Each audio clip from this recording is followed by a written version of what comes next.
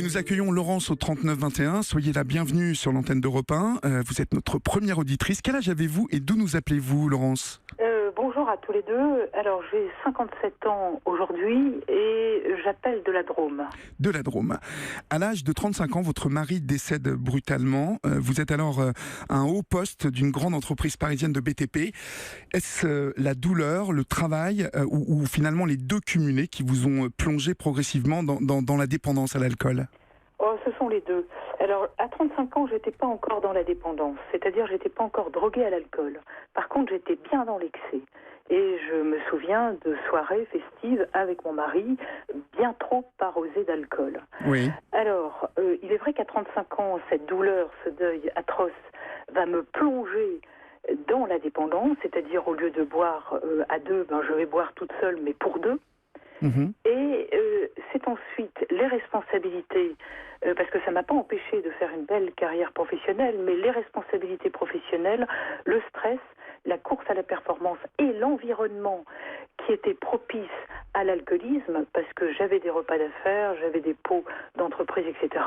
Ce deuxième facteur va me plonger dans la drogue-alcool. Est-ce que vous aviez conscience, finalement, vous parlez de repas d'affaires, on sait que dans ces postes à haute responsabilité, il y a toujours des événements qui se suivent et se succèdent.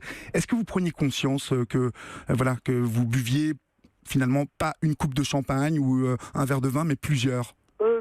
Non, parce que j'étais pas toute seule. Oui. Déjà, donc en fait, je faisais un peu par mimétisme comme les autres. Sauf que très vite, j'ai bu beaucoup plus que les autres. Je n'en avais pas conscience. Par contre, quand on a commencé à jaser sur mon comportement, parce qu'un jour ou l'autre, de toutes les façons, on vous montrera du doigt, là, j'ai tout doucement pris conscience de mon problème d'alcoolisme, ce qui ne m'a pas empêché de continuer. La seule différence, c'est que j'ai continué à ce moment-là toute seule, chez moi, en cachette. D'accord. Il y a quand même eu un événement particulier qui a marqué votre histoire dans l'évolution de cette addiction. C'est qu'un jour, lors d'une cérémonie de vœux, vous vous êtes littéralement écroulé. Oui, le 24 janvier 2009, donc il y a quasiment 10 ans. Mon corps va lâcher. Oui.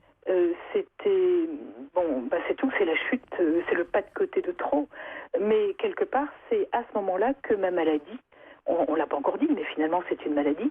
Cette maladie, elle est mise en lumière. C'est une maladie. Voilà. Une maladie. L'addiction est une maladie. C'est cet événement-là, Laurence, qui vous a fait prendre conscience que vous souffriez d'une addiction, que vous étiez malade.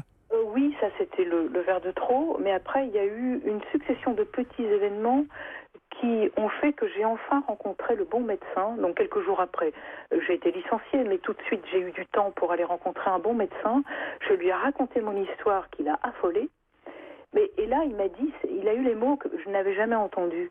Il m'a dit, mais madame, ça n'est pas de votre faute, vous êtes tout simplement malade à l'alcool, votre cas n'est pas désespéré, je peux vous aider.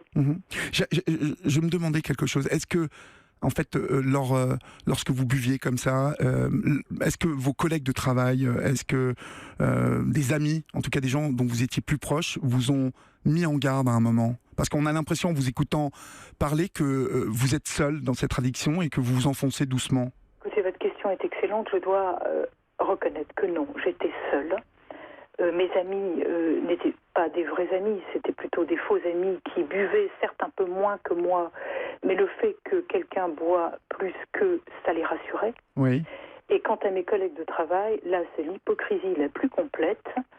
Je pense qu'on attendait, c'était aussi en 2009, c'est la crise économique, il faut se séparer des collaborateurs. Moi, je pense qu'on a attendu, c'était une faille, on s'est dit on va s'en servir, on va licencier cette dame. Mais vous voyez, c'était il y a 10 ans. Je pense qu'on est en train d'évoluer et je pense que maintenant les entreprises ont une autre attitude parce qu'elles peuvent être responsables pénalement de ce qui m'est arrivé. J'aurais pu mourir. Oui, on meurt de l'alcoolisme. Oui, et puis ils m'ont laissé repartir. Moi, je m'effondre ivre-morte à la cérémonie des vœux, mais quelques heures après, j'ai repris mon véhicule de fonction. J'ai fait 40 km sur le périph' de Paris, mais j'aurais pu commettre un accident.